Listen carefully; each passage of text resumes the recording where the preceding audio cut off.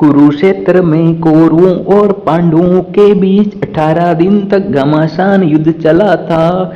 एक ओर धर्म के लिए लड़ने वाले पांडव थे तो दूसरी ओर छल कपट और धोखा देने में माहिर कौरव। उन्होंने छल से युद्ध जीतने के लिए एक रणनीति बनाई। उनकी योजना थी कि अर्जुन को युद्ध में उलझाकर चारों भाइयों से दूर ले जाएंगे और फिर युधिष्ठिर को बंदी बनाकर युद्ध जीत लेंगे।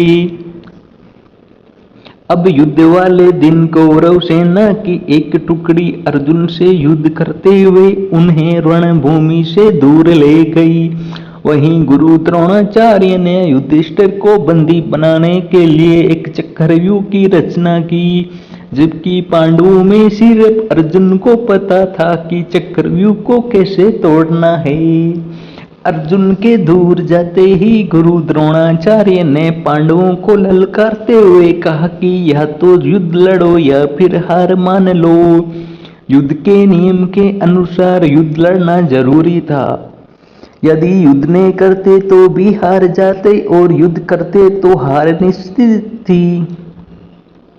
अब धर्मराज युधिष्ठिर को कुछ समझ नहीं आ रहा था कि क्या करें और क्या नहीं करें। उसी समय धर्मराज युधिष्ठिर के सामने एक युवक खड़ा हुआ और कहा, काका श्री, मुझे चक्रव्यूह को तोड़ने और युद्ध करने का आशीर्वाद दीजिए। वह युवक कोई और नहीं बल्कि अर्जुन का पुत्र अभिमन्यु था।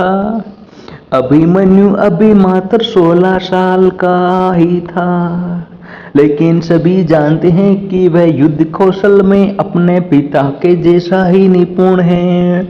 युधिष्ठिर ने अभिमन्यु को मना किया, लेकिन अभिमन्यु नहीं माना और उसने कहा, मुझे चक्रव्यूह तोड़ने आता है। जब मैं अपनी माँ के गर्भ में था तो पिता ने माँ को चक्रव्यूह को तोड़ने का तरीका बताया था, बस तभी मैंने इसे सीख लिया था। मैं आगे रहूंगा और आप सब मेरे पीछे पीछे आइए। हार मानकर युधिष्ठिर ने अभिमन्यु की बात मान ली और सभी युद्ध के लिए तैयार हो गए। सबसे आगे अभिमन्यु था और बाकी सब उसके पीछे। अभिमन्यु को रण क्षेत्र में देखकर कौरव मजाक उड़ाने लगे कि यह छोटा बालक क्या युद्ध करेगा। लेकिन जब उन्होंने अभिमन्यु के युद्ध कौशल को देखा तो उनके पसीने छूट गए।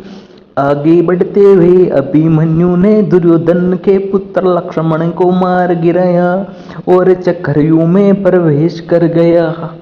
उसके चक्रव्यूह में प्रवेश करते ही सिंधु के राजा जयद्रथ ने चक्रव्यूह का द्वार बंद कर दिया ताकि चारों भाई इस चक्रव्यूह में प्रवेश न कर पाए।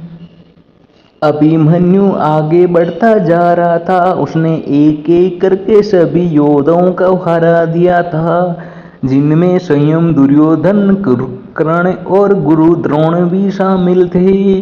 किसी को कोई उपाय नहीं समझ आ रहा था। तभी कौरवों के सभी महारथियों ने एक साथ मिलकर अभिमन्यु पर हमला कर दिया। किसी ने उसका धनुष तोड़ दिया तो किसी ने रथ। इसके बावजूद अभिमन्यु नहीं रुका। उसने रथ का पहिया उठाकर युद्ध करना शुरू कर दिया। बड़े बड़े महारथियों के साथ वीर अभिमन्यु अकेला लड़ता रहा, लेकिन वह अकेला कब तक लड़ता था। अंत में सभी ने मिलकर उसकी हत्या कर दी और अभिमन्यु वीर गति को प्राप्त हुआ।